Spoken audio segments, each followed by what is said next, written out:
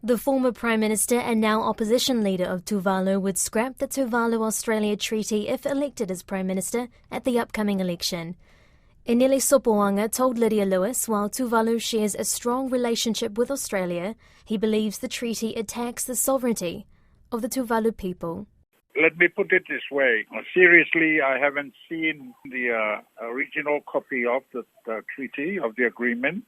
It was not circulated to the Parliament of Tuvalu, nor to the people of Tuvalu. None of that happened. And therefore, the treaty was done between the two prime ministers themselves in the Cook Islands.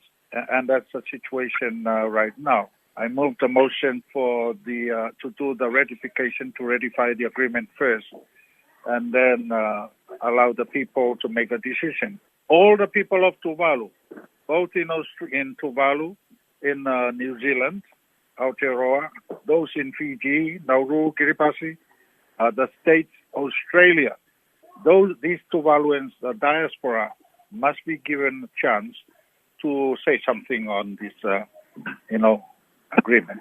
But first of all, they have to understand what is there in order for them to decide for themselves. That's my proposal, my plan to Parliament.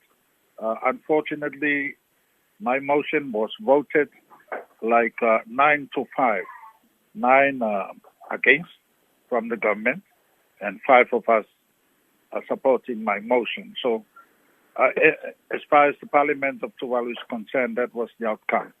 But there is a very, very amplified, loud opposition from the people of Tuvalu, in Tuvalu and outside of Tuvalu, expressing concerns that these things that affects their sovereign rights, their sovereignty, their islands, beautiful islands, oceans and land, and those things are being eroded and impeached on by some sort of arrangements that they never knew was being dropped on their lap. So that's the situation now.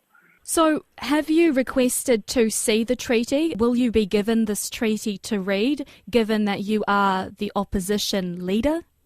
I have put a request on the floor of Parliament, and I have, in fact, right in front of the Prime Minister, I said, the treaty, the version that I am referring to now, was the copy that I pulled out of the Department of Foreign Affairs and Trade of Australia in Canberra. Of course, they have this online library that we can tap into. But formally from the government of Tuvalu, as a paper to Parliament, nothing has really come out, nothing. So, which is really bad.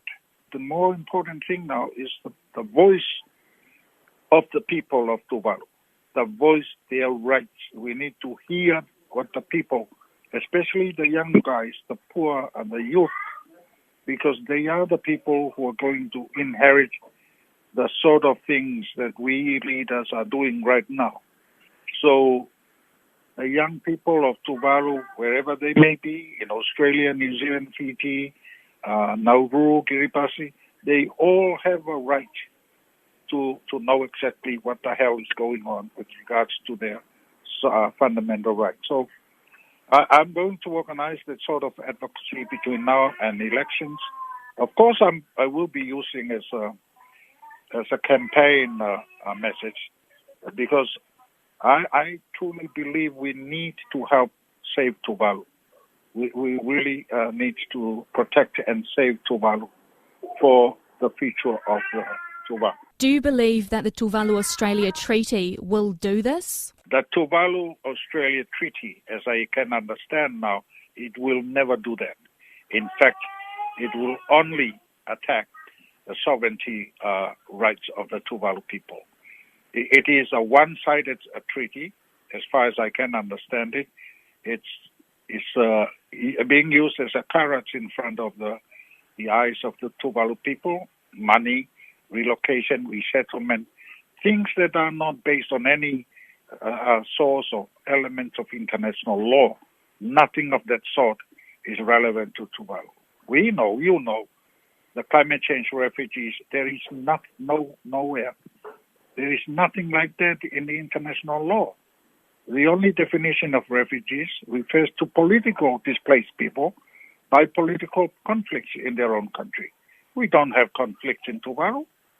The only serious problem now is because caused by greenhouse gases, like what Australia is doing to coal mining, that are killing the people of Tuvalu.